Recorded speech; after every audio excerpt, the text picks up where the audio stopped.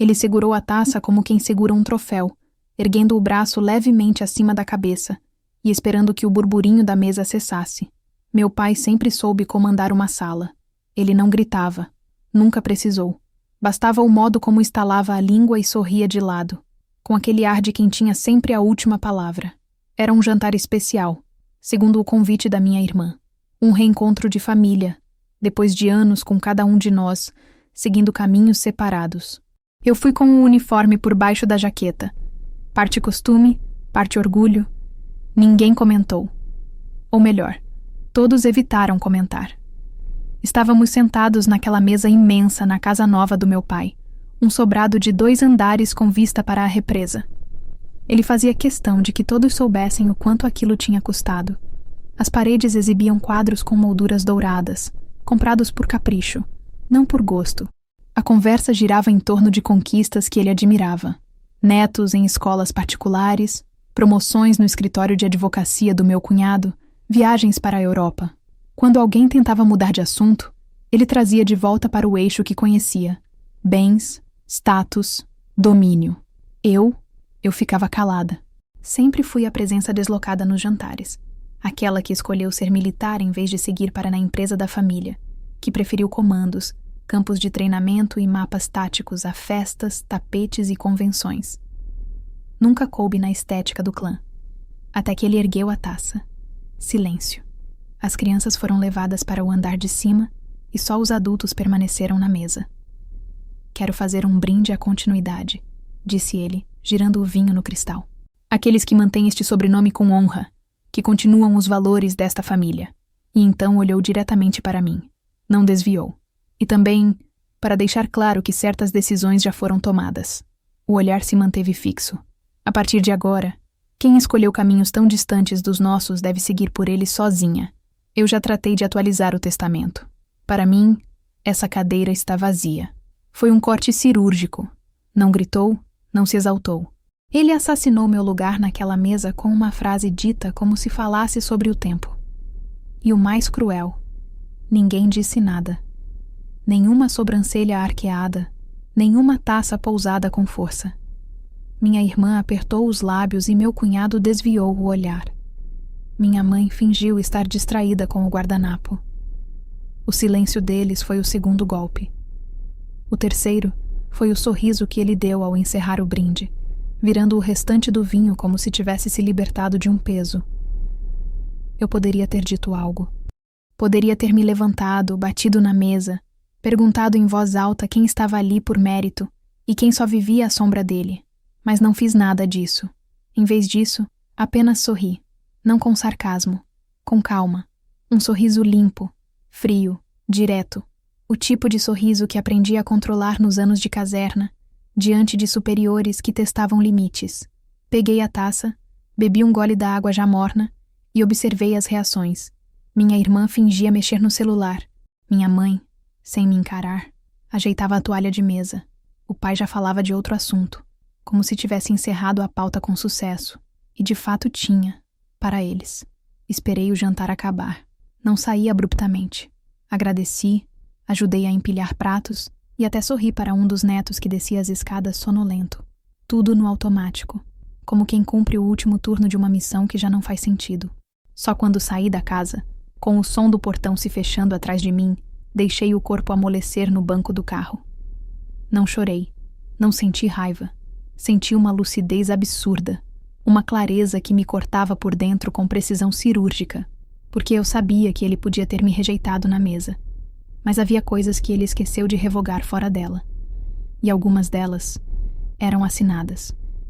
Enquanto dirigia de volta para meu apartamento, um imóvel simples, funcional, que eu mesma comprei à vista com meus rendimentos de anos de serviço, as lembranças começaram a se alinhar como peças de um quebra-cabeça.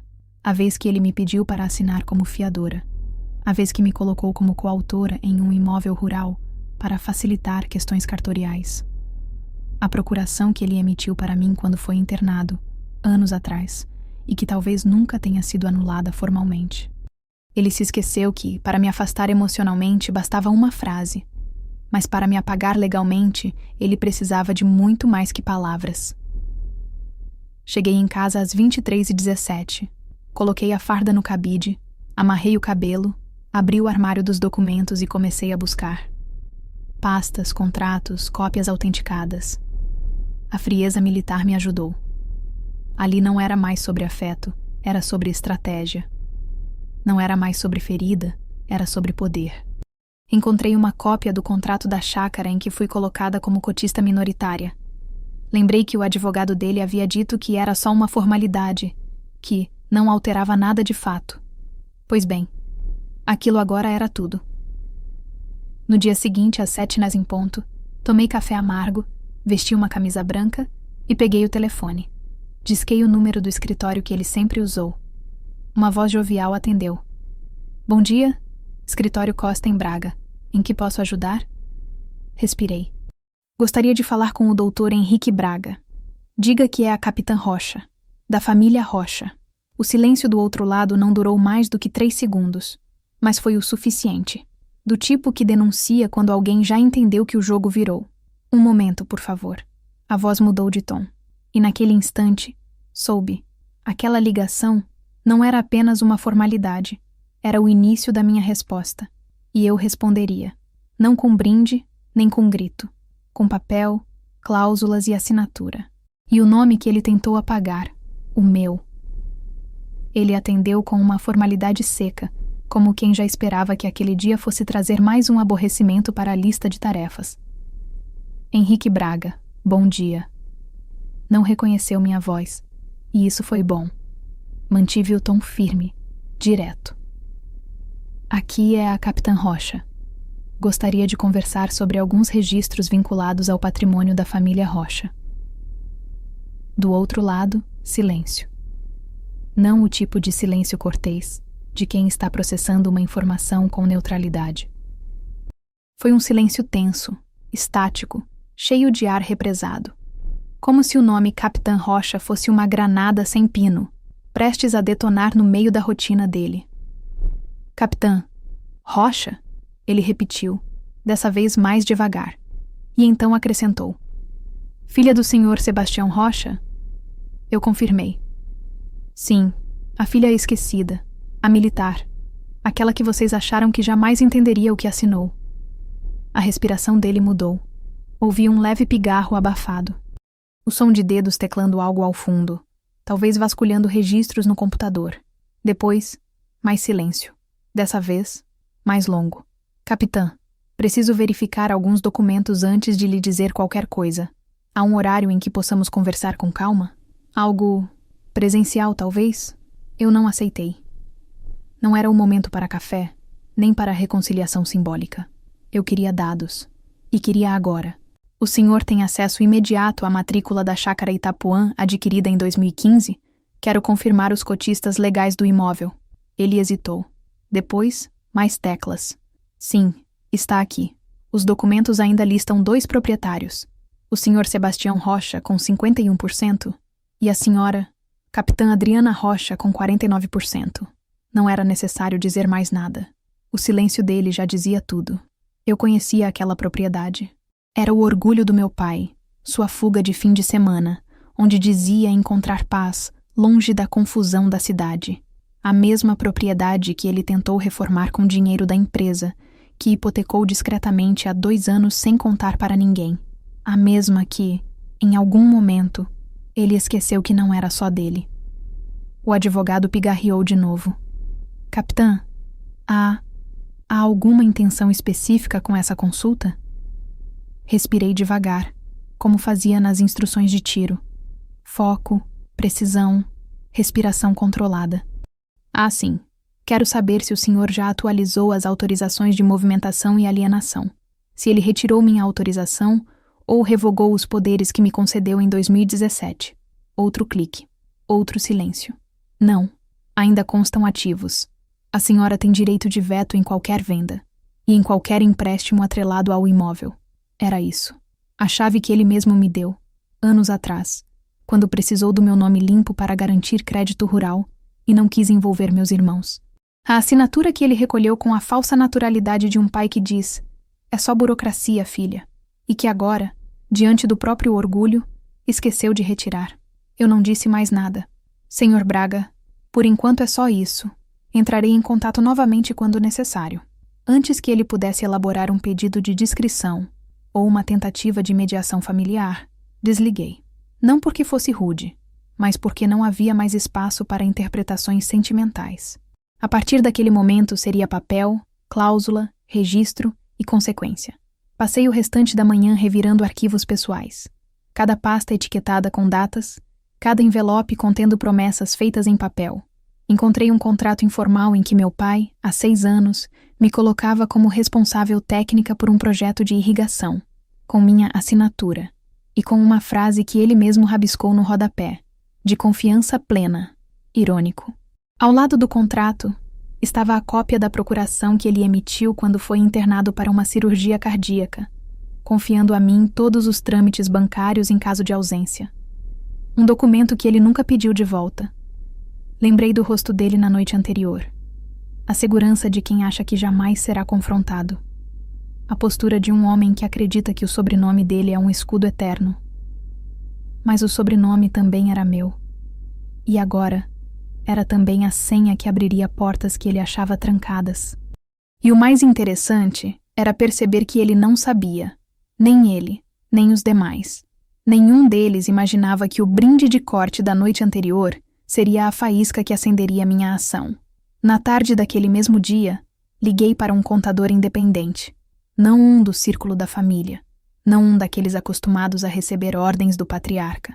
Marquei uma reunião virtual e expus os documentos. Fui clara. Não era sobre vingança, era sobre legitimidade. Eu queria entender até onde iam os meus direitos e até onde as ações dele cruzavam ilegalidades camufladas sob acordos verbais familiares.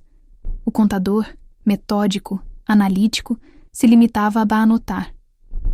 Ao final da reunião, olhou para mim pela câmera e disse: Capitã, posso lhe dizer algo com sinceridade? O que a senhora tem em mãos é mais do que o suficiente para virar o jogo. Fechei o notebook e encostei na cadeira. Respirei fundo. Não era alegria o que eu sentia, era foco. Era a mesma sensação de quando se entra em um terreno desconhecido, mas com todas as instruções do mapa na palma da mão. Eu não queria guerra, mas eu estava armada. E o mais cruel disso tudo é que ele mesmo me entregou cada peça. No final da noite, recebi uma ligação não identificada. Não atendi. Esperei a notificação de mensagem de voz. Quando fui ouvir, reconheci a voz do advogado. Capitã, por favor, entre em contato quando puder. Acho que é prudente esclarecermos alguns pontos sobre a movimentação da chácara e talvez conversar sobre os próximos passos. O tom dele já não era de controle, era de cautela. Olhei para o telefone e pensei em tudo o que ele representava. O eco de uma estrutura patriarcal que acreditava que o silêncio de uma filha era submissão. Mas meu silêncio era estratégia, era fôlego, era preparação. E agora, ele já sabia que essa ligação mudaria tudo. Não porque eu ameaçaria, mas porque eu existia. E tinha prova disso em cada linha que ele mesmo redigiu no passado. Aquela noite, dormi sem travar os dentes pela primeira vez em anos. Não sonhei com reconciliação. Não pensei em castigos. Apenas dormi, porque o tabuleiro havia virado. E ele ainda nem percebeu quantas peças perdeu na primeira jogada.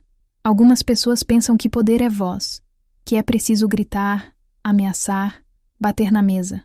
Eu aprendi que poder, de verdade, vive em silêncio. No silêncio de uma gaveta fechada há anos.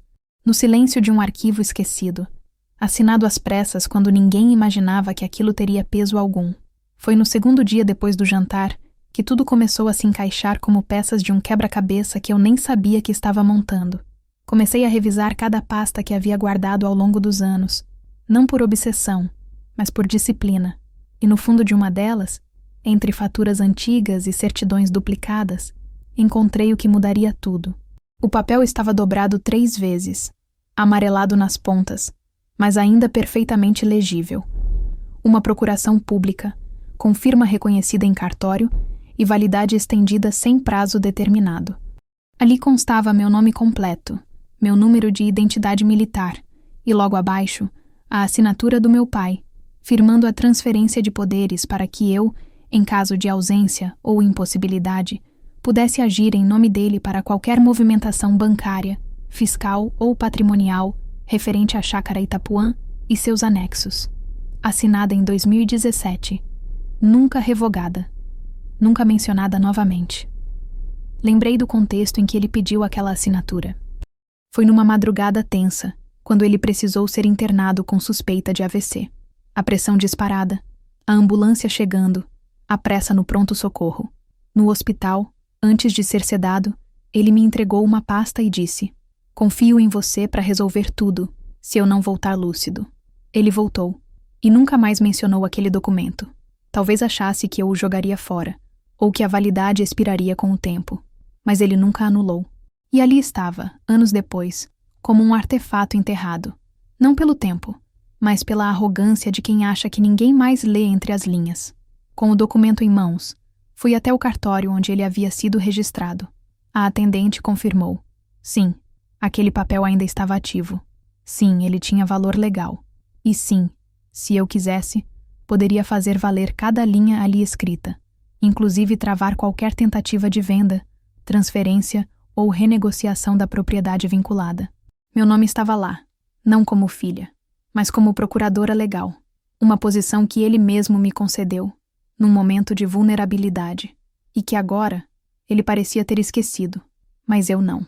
Voltei para casa com o papel dobrado no bolso interno da jaqueta. Sentei à mesa da cozinha, peguei um caderno de anotações e comecei a desenhar as próximas etapas, não em formato de vingança, mas de estratégia. Liguei para um advogado especializado em direito sucessório e expliquei o caso. Ele me pediu que enviasse o documento escaneado. 3 horas depois, retornou com um parecer conciso. Você não precisa pedir permissão. Ele te deu, e não tirou de volta. As palavras ficaram ressoando na minha mente como uma senha secreta, sendo destravada depois de anos. A partir daquele momento, comecei a reunir provas que sustentassem a autenticidade da minha posição. Prints de e-mails antigos onde ele me pedia para resolver pendências bancárias, extratos de contas conjuntas, recibos emitidos em meu nome vinculados à propriedade. Tudo o que pudesse mostrar que, além da assinatura, havia histórico de confiança, mesmo que unilateral, mesmo que invisível para o resto da família. Não era sobre me justificar, era sobre me proteger. Eu sabia que quando ele descobrisse o que eu estava fazendo, tentaria negar, manipular, desmoralizar. Eu precisava estar preparada para responder com fatos, não com lágrimas. Naquela noite, recebi uma mensagem inesperada da minha irmã. Pai está estranho desde aquele jantar. Disse que está revendo o testamento de novo. Você falou algo para ele? A pergunta era tão inocente na superfície quanto venenosa na intenção. Eu podia sentir que ela farejava algo no ar, mas ainda não sabia o quê. Respondi com uma única frase. Não falei nada. Ainda. E era verdade. Eu não tinha falado. Tinha apenas agido.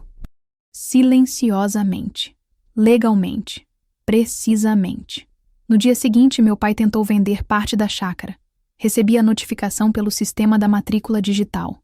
Tentou registrar uma alienação parcial a favor de um empresário que conhecia há anos. Um conhecido que já havia feito negócios escusos com ele antes. Só que dessa vez, o cartório travou o processo. A escritura exigia a assinatura conjunta. A minha. E sem ela, nada andaria. Às 11h42, recebi uma ligação direta dele. Primeira vez que me procurava desde o jantar. Não atendi. Às 11h50, outra ligação. E depois uma mensagem. Preciso conversar. Ligue para mim. Ignorei. Às 13h, nova mensagem. Você fez alguma coisa? Tem coisa errada com a chácara? Ligue imediatamente. Eu não liguei. Apenas imprimi o comprovante do bloqueio da escritura e guardei na pasta vermelha onde agora estava também a procuração original. Era a mesma pasta onde eu guardava medalhas e certificados de missões. Mas agora ela guardava algo maior. Controle. Ao final da tarde, recebi uma nova mensagem do advogado dele. Curta, seca, formal. Capitã, fui informado de uma tentativa de movimentação negada. Poderia me confirmar se houve interferência da sua parte? Eu respondi, desta vez por e-mail, com cópia digitalizada da procuração e os artigos da legislação que amparavam minha ação. Não escrevi nenhuma palavra emocional, apenas a linha final do e-mail. O documento está ativo. e será usado conforme minha prerrogativa legal. A resposta veio 2 horas depois. Entendido. Eu sabia que aquela resposta era mais do que uma confirmação jurídica. Era o início de um desconforto, porque finalmente ele perceberia que a filha que ele expulsou da mesa ainda estava sentada na estrutura da casa. E agora, com as mãos no cofre. A noite caiu com uma calma que não era comum. Senti uma espécie de silêncio que vinha de dentro, não de fora. Um silêncio que não era vazio, mas alerta. Eu sabia que a reação dele não seria imediata. Ele era orgulhoso demais para demonstrar descontrole, mas era também estratégico. E agora, ele começaria a se movimentar. Só que desta vez, eu não estaria despreparada, porque o que ele esqueceu de revogar ainda me dava poder, e eu estava pronta para usá-lo, não para destruir, mas para lembrar que mesmo silenciada, deserdada, diminuída, eu ainda existia, e o papel que ele assinou era a prova que ele nunca pôde apagar. Não foi impulso. Não foi resposta emocional. O que eu fiz naquele dia foi parte de um protocolo silencioso, um tipo de operação que muitos não enxergam como tal porque não envolve armas ou uniformes. Mas quem viveu o que eu vivi, quem passou por trincheiras, comandos e decisões que custam caro, entende que ativar não é o mesmo que atacar. Ativar é alinhar, preparar, ligar o sistema para que, quando o primeiro passo for dado, todo o resto acompanhe sem hesitar. E era isso que eu faria. Não avisar. Ativar. Na manhã da quarta-feira seguinte ao jantar, tomei café olhando pela janela, como fazia antes de cada missão importante. O céu estava limpo, quase irônico em sua tranquilidade. Vesti uma calça escura, camisa branca, rabo de cavalo firme. Levei comigo apenas o necessário. A pasta vermelha com os documentos e uma cópia da escritura da chácara. Fui até o cartório da região onde o imóvel estava registrado. A atendente me olhou com certa desconfiança quando mencionei o sobrenome do meu pai. E então me apresentei com voz firme, clara, como me apresento em qualquer quartel. Capitã Adriana Rocha, cotista legal e procuradora nomeada deste imóvel. Preciso de uma certidão atualizada e de um bloqueio cautelar. Ela engoliu em seco antes de digitar. O processo era simples.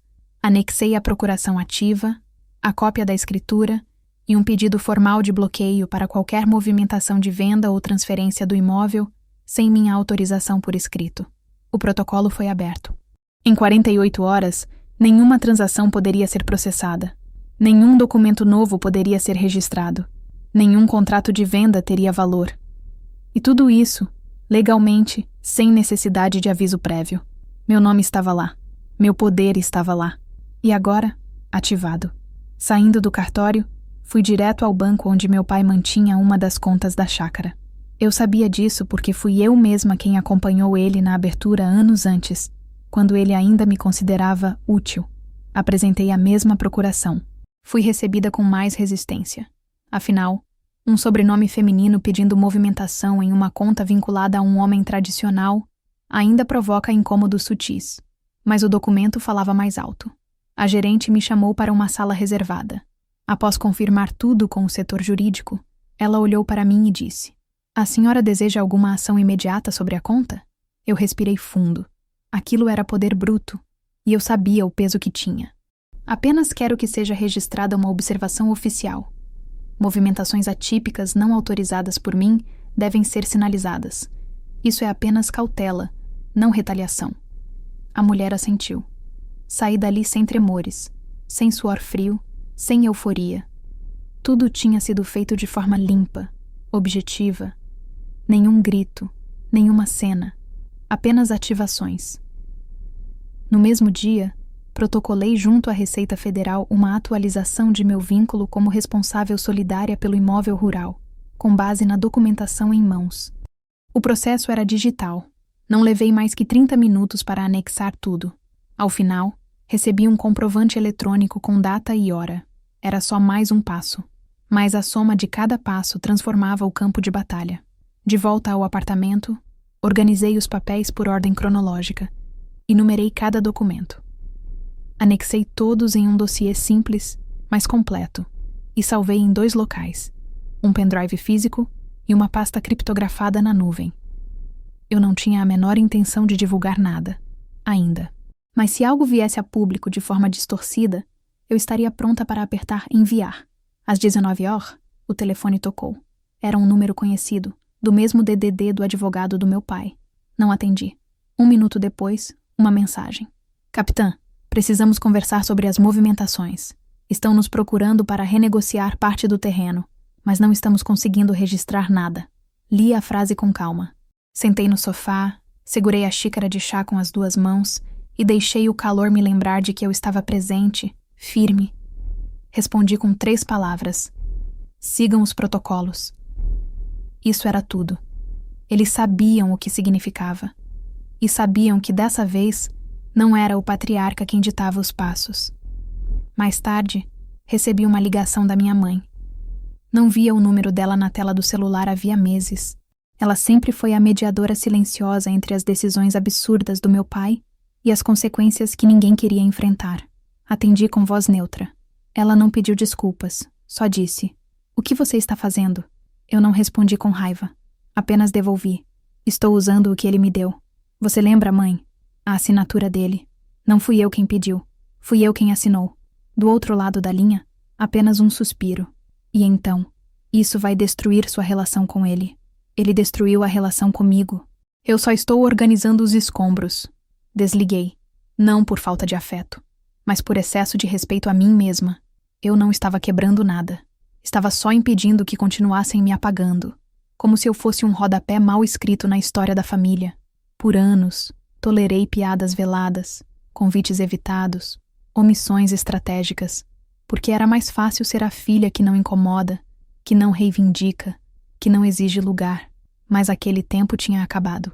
E não seria com uma explosão, mas com um sussurro legal, documentado, validado em cartório, e com uma presença que eles jamais imaginaram que eu mantinha, a minha. Antes de dormir, reli os e-mails do advogado e da gerente do banco. Tudo estava em ordem. Tudo estava bloqueado. E o mais importante, tudo estava feito sem alarde. Era o tipo de operação que eles jamais veriam chegando. Porque eu não anunciei. Eu ativei. E agora, a próxima jogada não seria deles. A primeira ligação veio às 7h48 da manhã, como um disparo fora de hora em um campo silencioso. Eu estava fazendo flexões no chão da sala, parte da minha rotina desde que voltei do último destacamento. O telefone tocou 3 vezes, e na 4ª, parou. Não deixei que isso alterasse meu ritmo. Apenas continuei, como se nada tivesse acontecido. 1 hora depois, ele ligou de novo. Desta vez, deixou uma mensagem de voz. "Adriana, preciso falar com você. É urgente. Está dando erro no sistema do banco. Me retorna assim que puder." A voz dele soava tensa, mas ainda carregava a arrogância de quem está acostumado a ser atendido sem demora. Eu terminei meu treino. Tomei banho. Preparei meu café preto e sentei diante do notebook. As notificações já haviam chegado. Tentativa de movimentação financeira bloqueada por falta de autorização dupla. O sistema funcionava. O nome dele ainda estava no topo dos documentos, mas o meu estava no controle. A segunda ligação veio às 11h23. "O que você fez?" Ele perguntou assim que atendi. Nenhuma saudação. Nenhuma pergunta disfarçada. Apenas aquela voz dura, acostumada a comandar, agora tremendo na beirada. "Fiz valer o que você assinou." Respondi, firme. Ele ficou em silêncio por 2 segundos. Tempo suficiente para um homem orgulhoso tentar reorganizar a própria superioridade. E então, voltou com outro tom. "Você não tinha o direito de agir sozinha." Eu respirei fundo, mas não aumentei o volume da voz. "Eu tinha o dever." "E você me deu por escrito."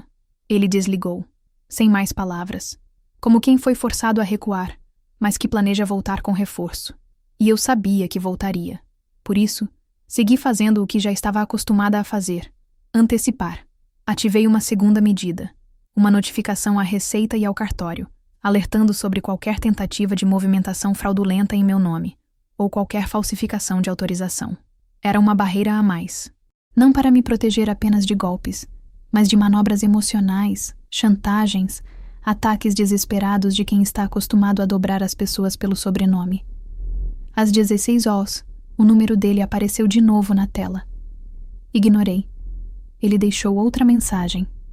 Dessa vez, menos firme. "Adriana, Precisamos conversar. Isso não está certo. Eu só queria reorganizar as coisas.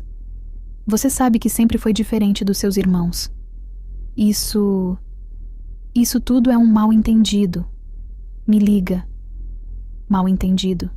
A palavra ricocheteou na minha mente como um insulto disfarçado de carinho. Porque não havia erro, não havia confusão. Havia apenas consequência. Ele estava descobrindo, em tempo real, que minha ausência física não era ausência legal. Que eu, mesmo fora dos almoços de domingo, ainda habitava cada linha de contrato que ele assinou quando precisava de mim. No fim do dia, minha irmã me mandou uma mensagem. O pai está descontrolado. Disse que você travou as contas. Você fez isso mesmo? Respondi apenas. Ele fez isso. Eu só ativei o que ele assinou. Ela não respondeu. Mas 20 minutos depois, meu cunhado me ligou. E dessa vez eu atendi. Adriana, não sei o que está acontecendo, mas seu pai está dizendo que você quer tomar tudo dele. A voz dele era ansiosa, nervosa, como a de alguém que foi empurrado para o meio de uma tempestade e agora tenta entender de onde veio o raio. Eu respirei devagar. Eu não quero tomar nada. Só quero garantir que ele não possa apagar quem ele mesmo colocou na estrutura. E se você realmente não sabe o que está acontecendo, sugiro que leia os contratos. Do outro lado, silêncio. E depois, ele apenas disse: entendi. E desligou. Naquela noite, revisitei todos os áudios, e-mails e notificações. Salvei tudo em cópias redundantes, em nuvem e em HD externo. Não por paranoia, mas por preparo. Eu sabia que os próximos dias viriam com pressão emocional, tentativas de fazer parecer que eu era a filha ingrata, a rebelde que queria revanche. Eles tentariam reverter a narrativa, mas eu tinha algo que eles nunca valorizaram: disciplina e evidência. Por volta das 22 horas, ele mandou a última mensagem do dia. Você vai se arrepender disso. Família é tudo, e você está jogando tudo fora. Eu li e deixei a tela acesa por alguns minutos. Depois, abri a pasta vermelha e olhei de novo para a assinatura dele, carimbada em reconhecimento público. Família era tudo, sim, mas o que ele nunca entendeu é que família não é impunidade, e não é imposição, é escolha.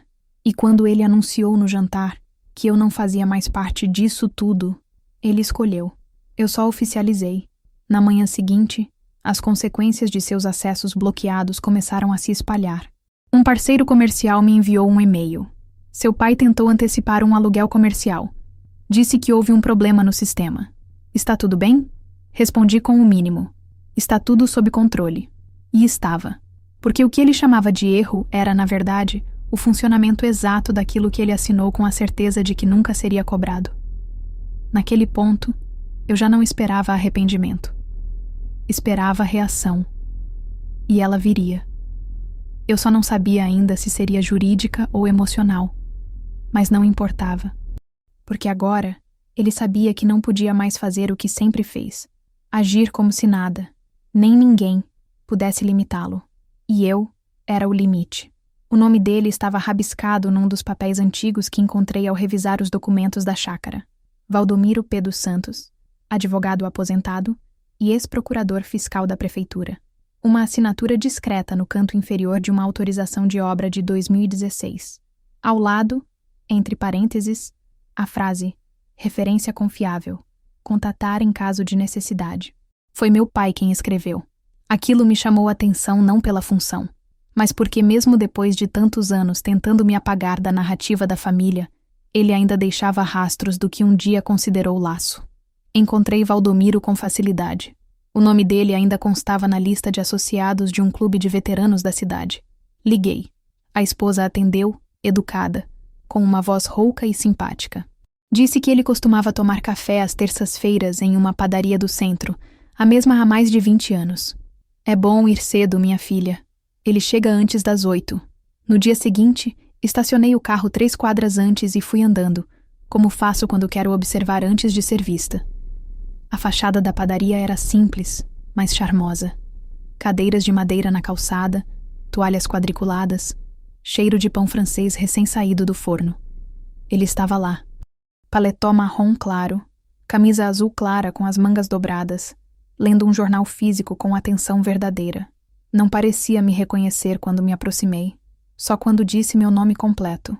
Capitã Adriana Rocha.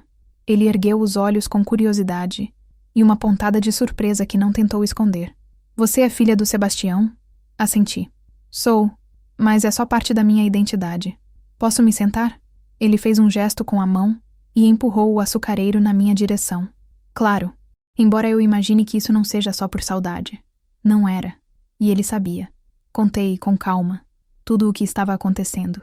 O brinde no jantar, o corte público, a ativação dos documentos, os bloqueios, as reações. Ele ouvia em silêncio, sem interromper, com o tipo de atenção que só quem lidou com processos complicados por décadas sabe oferecer. Quando terminei, ele pousou o jornal com cuidado sobre a mesa, cruzou os braços e disse: Eu avisei ao seu pai, anos atrás, que esse tipo de documento não era brincadeira. Ele assinava com pressa, confiando que ninguém ia contestar nada. Quando você se alistou, ele me disse que era só uma fase. Minha filha é uma soldada, mas logo ela volta pro eixo. Essas foram as palavras exatas. E eu me calei. Aquilo me atravessou com mais força do que eu esperava. Não por surpresa, mas por confirmação. Eu sabia que meu pai via minha carreira como um desvio, não uma conquista, não um orgulho, apenas uma escolha incômoda que ele precisava tolerar, como quem aguenta um móvel que não combina com a decoração da casa. Valdomiro então continuou. Mas agora vejo que você não é mais só a soldada da família.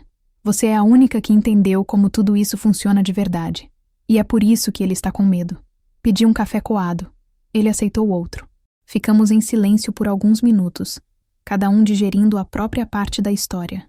Depois, ele inclinou levemente o corpo para frente, como quem está prestes a dizer algo que guardou por tempo demais. Sebastião sempre foi um estrategista, mas também sempre teve um calcanhar exposto. Ele subestima quem não se comporta como ele espera. Quando seus irmãos batiam continência simbólica para ele, ganhavam agrados. Quando você escolheu usar a farda de verdade, ele se sentiu traído. Fiz que sim com a cabeça. Eu sabia. Sempre soube. Valdomiro então olhou diretamente nos meus olhos. Você está fazendo certo. Não ceda. Não recue. Isso não é sobre herança. É sobre identidade. Eu respirei fundo. As palavras dele não me inflamaram. Me alinharam. Era como se, pela primeira vez em muito tempo, alguém olhasse para minha presença com a precisão de quem não vê só uma filha rejeitada, mas uma mulher que aprendeu a se erguer dentro da rigidez. Antes de me despedir, ele abriu a pasta de couro que carregava e tirou de lá um envelope dobrado. Isso aqui é uma cópia de um parecer que ele me pediu em 2019. Nunca foi protocolado, mas está assinado por ele. Peguei com cuidado. Era um esboço de divisão patrimonial futura, onde, curiosamente, meu nome ainda constava como beneficiária parcial de rendimentos de locação da chácara. Datado e assinado. Nunca retirado. Nunca anulado. Mais um fio legal que ele esqueceu de cortar. Agradeci. Por que está me dando isso? Perguntei. Ele sorriu. Um sorriso pequeno, cansado, mas honesto. Porque talvez, no fundo, eu tenha me calado demais quando devia ter dito a ele que filha que honra o próprio nome vale mais que qualquer fachada de família feliz. E porque, se ele resolver te atacar juridicamente, vai tentar esconder esse papel. Agora ele não pode mais. Saí dali com o envelope guardado entre as páginas de um livro velho que comprei num sebo ao lado. Caminhei até o carro sob o sol do meio da manhã, sentindo pela primeira vez que o peso daquela família não era todo meu, que existiam testemunhas. Silenciosas, sim, mas lúcidas. Gente que observou tudo acontecer e agora estava disposta a entregar as peças que faltavam. Em casa, digitalizei o documento e o salvei no dossiê. Na última aba, criei uma seção chamada Testemunhos Esquecidos. Porque esse era o próximo nível do que eu estava construindo. Não era mais só sobre imóveis, contas e assinaturas. Era sobre narrativa. Sobre a história que ele queria apagar. E que agora eu começava a reescrever com a ajuda de quem ele nem lembrava mais que existia. Valdomiro tinha razão. Eu não era mais só a soldada da família. Eu era a mulher que ele ensinou a combater, achando que ela nunca teria coragem de usar as armas certas. A primeira frase chegou por mensagem. Não dele. Não da minha irmã, mas de uma prima com quem eu não falava havia mais de 4 anos. Adriana, o que está acontecendo? Estão dizendo que você entrou com um processo contra a própria família. Eu li, respirei fundo e não respondi, porque eu sabia que aquilo não era uma pergunta inocente. Era o início da virada que eu já esperava. Quando percebes que estão perdendo o controle dos papéis oficiais, eles tentam escrever uma nova história em outro lugar. Um lugar sem registros, sem assinaturas, sem cartório. O tribunal da opinião alheia. 2 dias depois, a avalanche começou. Minha irmã fez um post longo nas redes sociais. Um daqueles desabafos públicos que começa com uma frase neutra. É muito difícil quando a gente é atacado por quem deveria proteger. E termina com a distorção mais eficiente. O que vale mais? O sangue ou o dinheiro? Sem nomes, claro, mas com frases suficientemente diretas para que qualquer pessoa da cidade que acompanhasse a família soubesse que era sobre mim. Ela mencionou termos como ambição, desrespeito e traição. Disse que ações recentes nos colocaram em risco de perder um patrimônio construído com trabalho e suor. Fiquei em silêncio. Na manhã seguinte, recebi o print de um grupo de WhatsApp de ex-colegas do colégio. Alguém havia compartilhado o post com a legenda: "É a Adriana, né?" Outro respondeu: "Aquela do exército? Ela sempre foi meio fora da curva." Terceiro comentário: "Roubar do próprio pai? Que tipo de pessoa faz isso?" Li tudo em silêncio. Não porque aquilo não me atingisse, mas porque eu sabia que reagir ali, naquele campo minado de meias-verdades e frases manipuladas, só me colocaria no banco dos réus da narrativa que eles estavam desesperados para construir. No final da semana, chegou o golpe mais baixo. Um e-mail, assinado por um advogado novo, alguém que eu nunca tinha ouvido falar. Dizia que meu pai estava preparando uma ação cautelar para proteção patrimonial, alegando interferência indevida por parte de herdeira desautorizada. Li cada linha como quem lê um teatro mal ensaiado. O advogado dizia que eu havia agido com má fé ao usar documentos antigos com validade questionável, e que a motivação emocional nublava meu julgamento racional. Era ofensivo, mas previsível. Imediatamente, enviei a resposta com todos os documentos atualizados, as certidões de cartório, as digitalizações da procuração, da escritura, das movimentações bloqueadas. E anexei também o parecer de Valdomiro, com a assinatura do meu pai em 2019. Encaminhei ao meu próprio advogado, e ele sorriu antes mesmo de comentar. Eles não têm nada, só barulho. Mas o barulho tem eco, e a cidade é pequena. No sábado, fui ao mercado e notei os olhares. A caixa demorou mais do que o normal para me cumprimentar. A senhora da fila atrás de mim cochichou algo para o marido e fingiu não me ver quando nossos olhos se cruzaram. Ninguém me enfrentava diretamente. Ninguém perguntava nada, mas eu via. Eles estavam formando opinião, não pelos documentos, mas pelo que queriam acreditar, que a filha militar, que sempre foi diferente, agora era também perigosa. Naquele mesmo dia, minha mãe me ligou, não para conversar, mas para atacar. A voz dela estava seca, dura, estranhamente treinada, como se tivesse ensaiado cada palavra. Você está destruindo a família. O que você está fazendo não é justiça, é vingança. Seu pai está doente, está perdendo o sono, e você não se importa.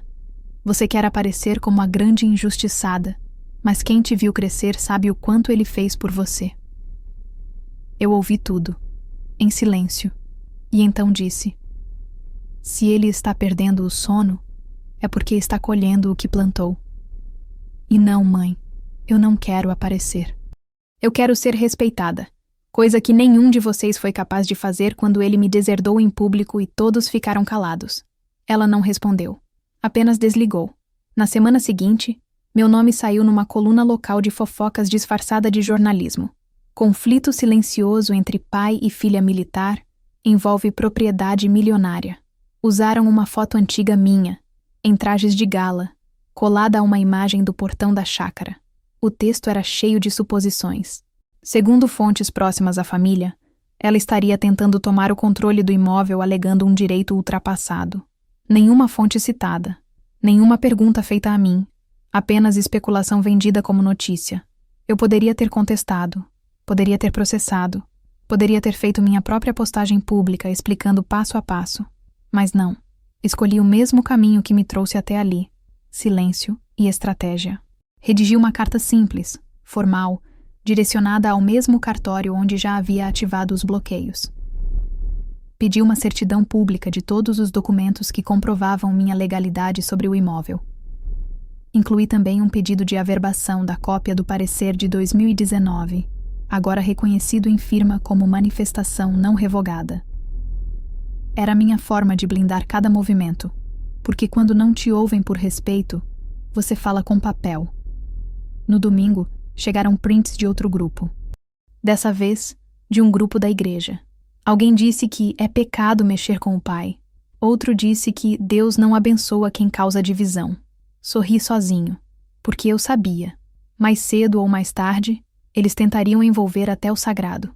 O que ninguém queria enxergar era o quanto tudo aquilo só acontecia porque ele nunca imaginou que a filha calada teria, um dia, a coragem de agir com mais firmeza que todos os outros juntos.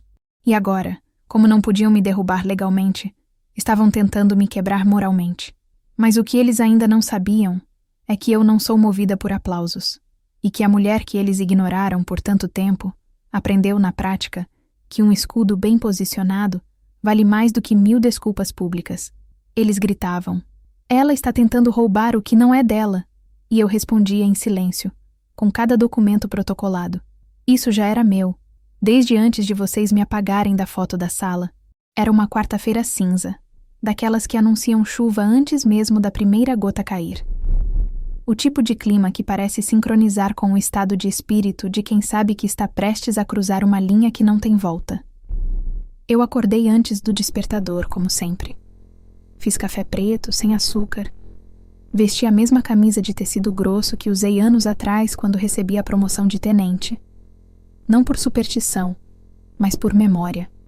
E coloquei dentro da pasta vermelha apenas 2 documentos: a procuração intacta de 2017 e a certidão atualizada com todas as movimentações de bloqueio da propriedade. Naquele dia, não fui ao cartório. Fui direto ao fórum. A audiência era administrativa, parte de um processo protocolado semanas antes, e que agora chegava ao ponto final: a averiguação de legalidade da divisão de bens vinculada à chácara Itapuã. Na sala, estavam apenas eu, meu advogado, o representante da vara cível e, para minha surpresa, um procurador enviado pelo novo advogado do meu pai. Não era ele. Ele não teve coragem de ir. Mandou alguém. Alguém frio, impessoal, com um terno caro e uma pasta preta. O tipo de homem que acha que pode deslegitimar uma mulher apenas com frases polidas e palavras difíceis. Mas ali, naquele ambiente onde documentos falam mais do que intenções, ele percebeu logo que não tinha o que alegar. Meu advogado começou expondo tudo: cada vínculo, cada assinatura, cada cláusula ativa. Apresentou também o parecer de 2019, assinado e carimbado. A contraparte tentou alegar obsolescência documental, perda de validade moral. Esse foi o termo que usaram: moral. Como se moralidade pudesse ser um argumento contra a legalidade. O juiz, um homem magro e objetivo, apenas levantou os olhos para ele e disse: "Estamos falando de papel assinado, doutor. Sentimento nenhum anula cartório." Silêncio. Ao final da sessão, foi proferido o parecer. Meu direito como coproprietária e procuradora era legítimo, incontestável e, a partir daquele momento, intransferível sem minha assinatura expressa. A tentativa de alienar ou modificar o imóvel sem minha presença não só era inválida, como poderia ser enquadrada como fraude documental futura. A justiça havia falado, e dessa vez, ela não estava do lado do sobrenome mais barulhento, mas da assinatura mais esquecida. Saí do fórum sem euforia. Não era uma vitória. Era só o restabelecimento do que nunca deveria ter sido apagado. O vento da rua me cortava o rosto com força. E ainda assim, pela primeira vez em meses, caminhei sem sentir peso nas costas. Aquela decisão não me devolvia à mesa do jantar de família, mas me devolvia algo maior: meu nome de volta ao lugar que ele tentou apagar nos bastidores. Horas depois, a notícia chegou até eles. Soube porque a resposta não demorou. Às 16h07, meu celular vibrou com uma mensagem de número desconhecido. Era ele. Uma frase apenas: "Você acha mesmo que venceu alguma coisa?" Não respondi. Porque não se responde a alguém que nunca entendeu que perder não é quando se fica sem bens, é quando se perde o respeito de quem nunca pediu nada além de dignidade. No final do dia, recebi a versão impressa da decisão. Um papel comum, mas que trazia em si uma sentença simbólica. Não só sobre patrimônio, mas sobre pertencimento. Meu nome, completo, seguido da palavra irrevogável. Aquilo não era mais uma disputa familiar. Era registro público. Era história oficial. Era a justiça dizendo, em linhas frias e impessoais, quem de fato havia sido excluído e quem, o tempo todo, permaneceu ali por direito. Naquela noite, preparei um envelope. Coloquei dentro uma cópia autenticada da decisão, dobrada com precisão. Acrescentei também um bilhete curto, escrito à mão. Não foi a filha que saiu da família. Foi a família que tentou fugir da verdade. Enderecei para a casa do meu pai, não por vingança, mas porque agora era ele quem precisava ler, em silêncio, que o poder que ele achava que tinha não estava mais na voz, nem no sobrenome, estava na consequência. 2 dias depois, minha irmã me mandou uma mensagem com print de um grupo familiar. Ele está furioso. Disse que você o humilhou publicamente. Eu apenas respondi. Foi ele quem me apagou em voz alta. Eu apenas assinei em silêncio. Porque no fim, a frase dele no jantar voltava como um eco fraco. Você não faz mais parte disso. Mas quem foi excluído de fato, agora tinha nome, data, carimbo e firma reconhecida. Não era mais opinião. Era sentença. O envelope havia chegado 3 dias antes, mas eu só fui abri-lo no domingo, depois de varrer o chão da varanda e lavar a louça do almoço. Estava sobre a mesa, virado para baixo, como se o papel pudesse perder a força se não fosse visto. Reconheci a caligrafia antes mesmo de tocar nele. Aquela mistura de pressa e controle, letras inclinadas para a frente, o R maiúsculo exagerado e a falta de acento nas palavras mais simples. Meu pai nunca gostou de escrever à mão. Dizia que carta era coisa de quem não tinha coragem de falar olhando no olho. E ali estava ele, escrevendo para mim. O mesmo homem que havia me deserdado diante de todos, que me expulsou da narrativa da família como se fosse uma nota de rodapé dispensável. Abri com cuidado, uma página só, papel timbrado da empresa dele, como se até num pedido de aproximação ele precisasse reafirmar a autoridade. O texto começava direto. Adriana, precisamos conversar. Isso foi longe demais. Ainda somos pai e filha. As palavras seguintes eram uma mistura estranha de justificativas, tentativas de manipulação e nostalgia escolhida a dedo. Eu errei no jantar. Foi impulso. Você sabe que a pressão, os negócios, a idade, tudo isso pesa, mas você sempre foi diferente. Sempre foi forte. Por isso achei que entenderia.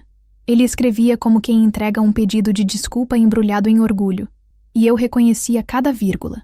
Li a carta até o fim. Em nenhum momento ele mencionava a decisão judicial. Em nenhum momento ele reconhecia que tentou me apagar não só da família, mas da estrutura que ele mesmo construiu comigo dentro. Apenas apelava. Usava palavras como laço, sangue, legado, palavras que soam bonitas, mas que na boca de quem te feriu, soam como armadilhas. Na tarde do mesmo dia, meu telefone tocou. Número conhecido. Era ele. Não atendi. Minutos depois, nova chamada. E então uma mensagem. Filha, abre espaço para uma conversa. Só isso. A última vez que ele usou a palavra filha foi no discurso de formatura do meu irmão. Eu estava na plateia com a farda impecável, recém-chegada de uma missão fora do estado. Ele me cumprimentou com um aceno rápido, como quem não quer misturar os mundos. Agora, de repente, ele voltava a usar esse termo como se pudesse curar as fraturas com um vocativo. Esperei até a manhã seguinte. Então respondi. Podemos conversar, em ambiente neutro e sem advogado. Ele marcou no restaurante antigo da família, aquele mesmo onde eu passei aniversários de infância com balões coloridos e garçom vestido de pinguim. Cheguei antes. Sentei numa mesa ao fundo, onde as cortinas escondiam a luz da rua e o silêncio parecia maior. Ele chegou 15 minutos depois, mais magro do que eu lembrava, mais cansado também, mas ainda com o olhar de quem acredita que pode dobrar o mundo com um aperto de mão firme. Sentou-se sem cerimônia, como quem estava em casa. Obrigado por vir. Eu apenas assenti. Ele começou devagar, testando o terreno. O que aconteceu entre nós? Foi um ruído. Você sabe, família tem dessas coisas. Eu não respondi. Deixei ele continuar. Aquela história do testamento foi uma provocação. Eu estava frustrado. Senti que você se afastou, que escolheu outra vida, outro caminho. Foi ali que percebi que ele ainda não tinha entendido. Não era sobre o caminho que eu escolhi. Era sobre o modo como ele apagou minha existência pública para manter a fachada de uma família moldada à sua imagem. Como se eu não pudesse ser forte, ser militar, ser dona de mim e ainda assim ser filha. Como se, ao não precisar dele, eu tivesse cometido uma traição. Você ainda me vê como uma peça deslocada da sua história, pai. A primeira vez que chamei ele de pai em voz alta depois do jantar. A palavra saiu seca, mas firme. Você não quis conversar comigo. Você anunciou na frente de todos que eu não fazia mais parte disso. E agora quer que eu volte só porque segurei a caneta do outro lado da mesa? Ele balançou a cabeça, cansado. Você está ferida. E eu entendo. Mas tudo isso pode ser consertado. Eu posso rever o testamento. Posso incluir você novamente. Posso até transferir parte da chácara. Ele falava como quem distribui concessões a um subordinado. Como se ainda fosse ele no controle. Eu respirei devagar. Não é sobre herança. É sobre valor. E eu não aceito ser incluída novamente como prêmio por bom comportamento. Ele tentou argumentar. Mas você travou tudo. Não posso movimentar nada. Me deixou de mãos atadas. Isso não é justiça. É punição. Eu inclinei o corpo para frente. Olhei nos olhos dele e disse: não é punição. É proteção. Porque se eu não tivesse feito isso, você teria vendido tudo sem sequer me avisar. Como quem empurra para fora a última lembrança de que eu existi dentro dessa casa. Ele ficou em silêncio. Pela primeira vez desde que chegou, não respondeu. Apenas ficou me olhando, como quem procura em mim alguma fração da filha que ele se lembra e que agora não reconhece mais. Depois de alguns minutos, ele puxou do bolso um envelope. Quero te entregar isso. Não toquei. O que é? Perguntei. A revogação oficial do testamento anterior. Com você de volta. Eu encarei o papel, mas não movi um músculo. Não quero isso. Pelo menos não agora. Porque não confio na motivação. Você está me entregando isso porque tem medo. Não porque me respeita. Ele abaixou o envelope. Não insistiu. Nos despedimos com um aceno. Sem abraço. Sem aperto de mão. Apenas a consciência mútua de que o que nos restava não era mais o laço, mas o registro.